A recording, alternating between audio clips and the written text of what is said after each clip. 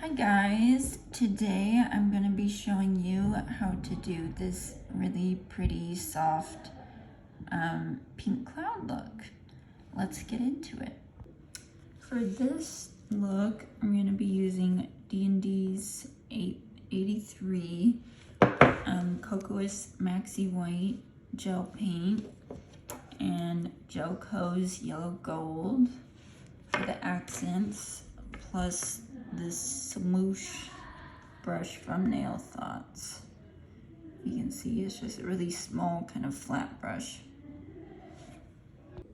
So I've cured one coat of the D&D color, and I think to do like pop art kind of clouds, you would use a dotting tool and just go in and do dots, and it would make the very like cartoony fluffy cloud. But I want to show how to do a little bit more of a realistic one. So ignore how horribly messy this is. I've had it for way too long. But I'm going to go in, load up my brush. I would recommend using nail art, like this thicker art gel for this look. I've used just normal white paint and it doesn't work as well. And I'm going to go in and just using this motion, like you're just scooching it up like that. Just really small, doing lots of little scooches. That'll kind of naturally give you that fluffy dimensional look like that. And that was like, what, not even a second of doing that.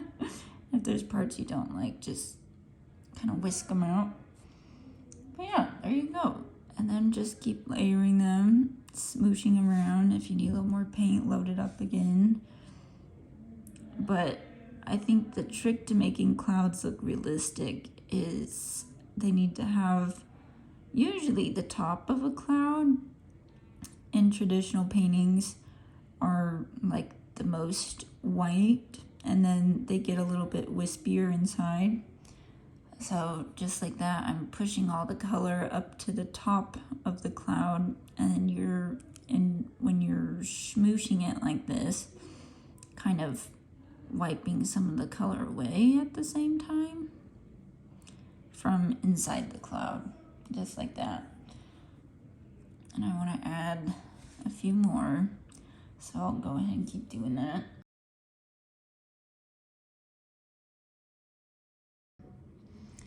So as you can see, the very first cloud I did, the paint has all kind of settled.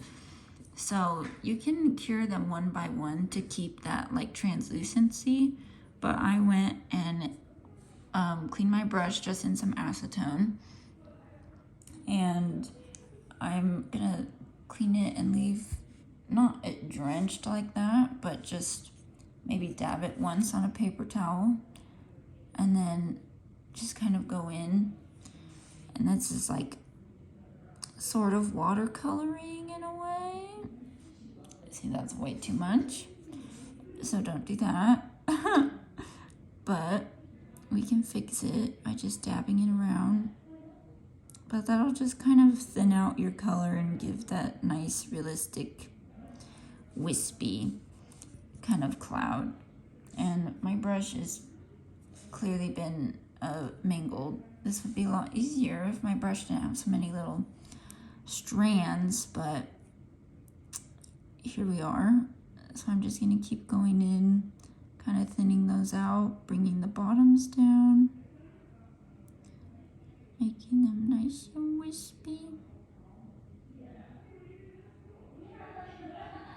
Just like that. And if it's not working, clean it off, dry it off.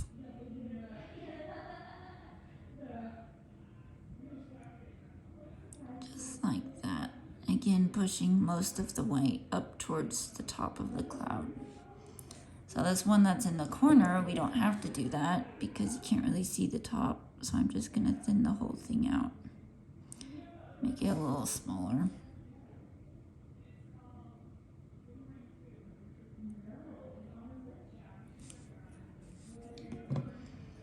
And this one I don't love. So I'm gonna keep wisping it out. I might go back and add a little bit more white to it. But this technique is nice because you can keep working, reworking, whatever, until you're happy with it. So I'll keep doing that until I'm ready to cure them.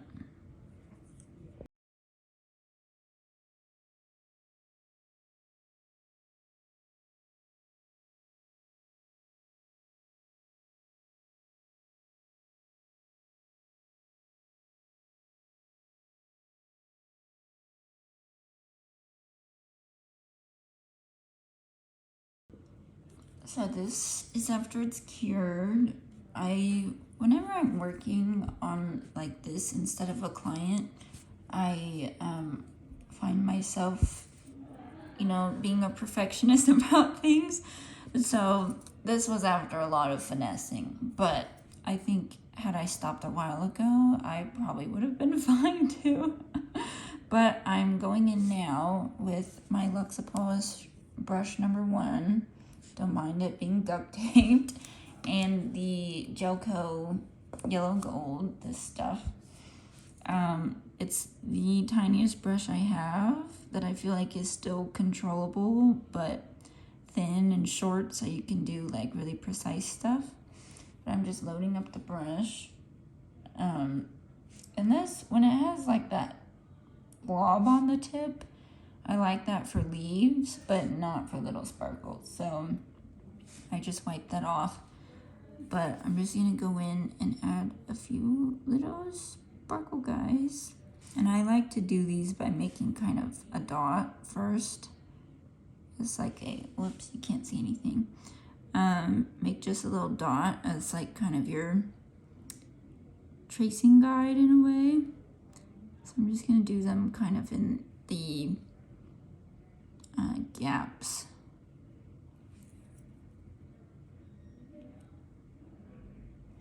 And then after we've got our little dots all sketched out, I go in I always drag from the point because that will naturally make the tips thinner versus like going across down, then that'll make one side thicker because your brush strokes started there. And this is of course way easier to do on a little test one compared to on an actual person because you can't, turn their finger all the different ways.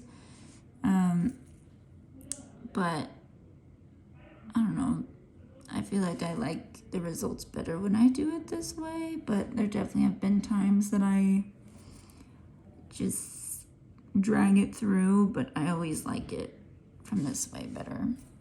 And this one, I think I want to make it a little bit smaller, so I'm not going to drag quite as far.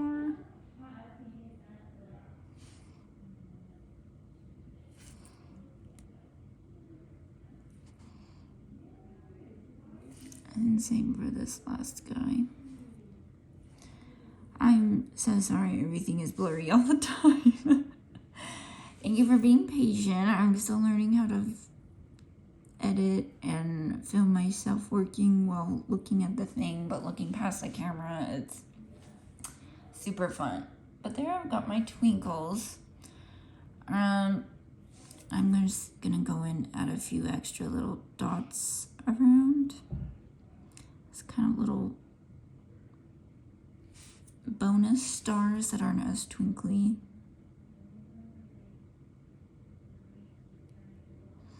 And I like to cluster some of them because stars aren't perfectly spaced out.